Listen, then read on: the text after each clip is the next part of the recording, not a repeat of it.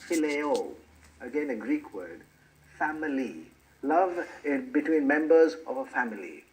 Here it is a supportive type of love, a love that enjoys being together. It is platonic, no intimacy is there, but it's very strong. That is filial love. The Latin word sturge refers to love between friends. And here the main point is loyalty. You will stand by them no matter what. Sturge. The second Latin word is caritas, from where we get the word charity.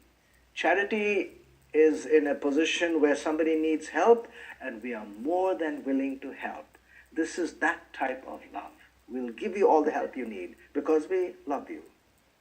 The fifth word which completes this list is agape. Agape is a Greek word and is different from these four in more than one way. And one of the ways is that agape is divine love. It is a love that is self-sacrificing and thinks only of the other. And that's why we equate that with righteousness. You first, not me. Every one of the first four requires an incentive, a reason. Agape is the only love that does not require any incentive. It has no reason. It is a reasonless expression. Listen, if something has no reason to exist, and it exists, then it can never find a reason to leave. I'll say it again. If something has no reason to exist, and it does exist, then it can never find a reason to leave.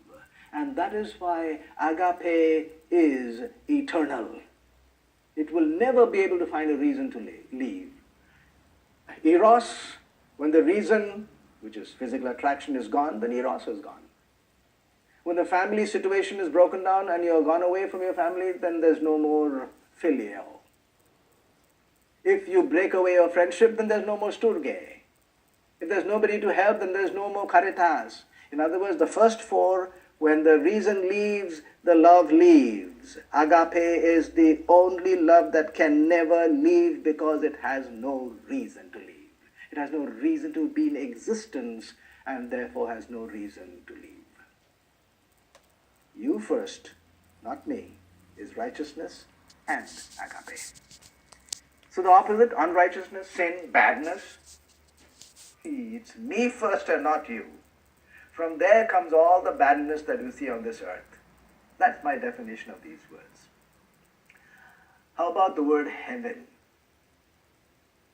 I mean, the descriptions in all these religious writings is very impressive. I mean, you read them, you think, hey, I better go there. It's so beautiful. Gold and pearls and lots of food and running water and lights and joys and pleasures. Beautiful. You know, one of the descriptions is that it's made of gold and precious stones. I used to wonder why. Why gold? You know, when I thought about it, and I'd like you also to think about it, the reason why gold and precious stones is described as heaven is because we have a warped sense of values. We think things are important and valuable. But do you know, if you look into your life and mine, the greatest treasure is not a box of diamonds. The greatest treasure is a heart-to-heart, loving, harmonious relationship. Just ask lovers. Try to go to them and say, hey, can I have your partner? I've got a diamond here. We'll have a fair exchange. No, don't try it. You'll get a whack. No. Because the relationship is more precious than anything else. Yes, there may be gold in heaven, my friends, but really, heaven is not that gold or pearls. Heaven is because there is the most desirable person over there, God, who is agape love.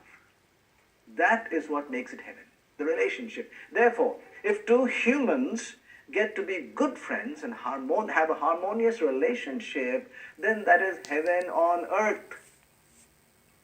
If a human and God get into that relationship, everything is clean, clear, wonderful, harmonious, then that is going to be heaven.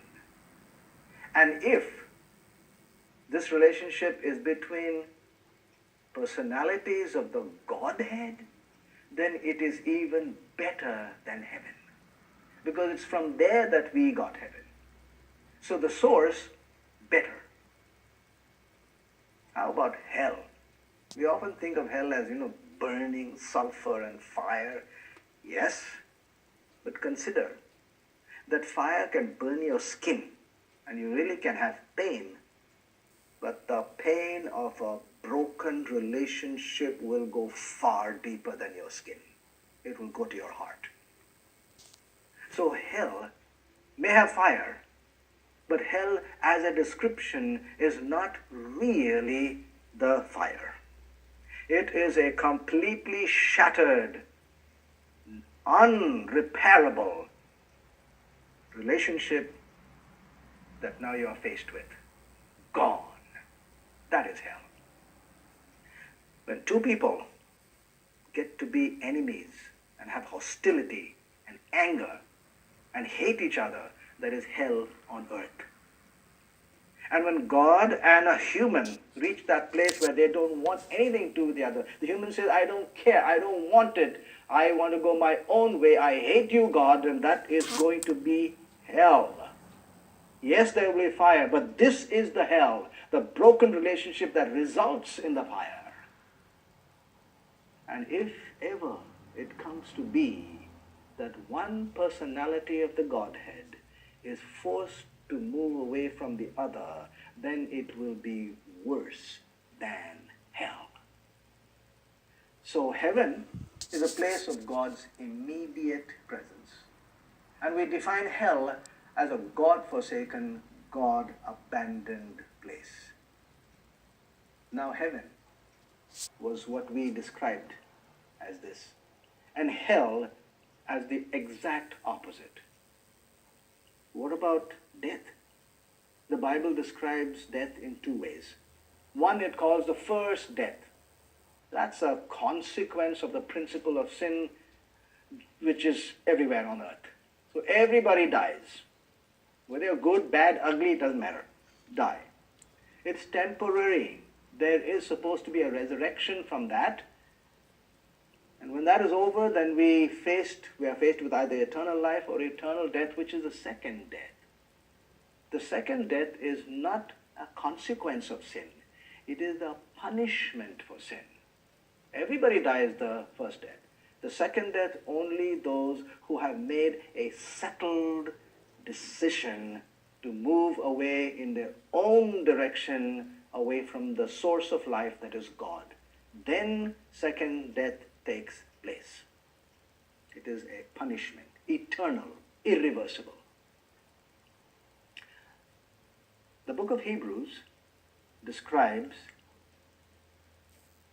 a suffering of death. And also in chapter 2 and verse 9, that's what we're referring to, it says there's a tasting of death. Strange words, aren't they? Think about it. How do you suffer death? When you die, everything is gone, finished. How can you taste death? The only way you can really reason out this is if we agreed that suffering and tasting of this death is while you are still alive. You cannot taste once you are dead. So the suffering of death and the tasting of death is when you are alive, when you are facing with a sense of impending permanent doom, that this relationship is shattered, irreparable. That is the suffering of death. The story begins after the Passover meal that Jesus had with his disciples. He rises up and walks out of that room and moves towards the Garden of Gethsemane.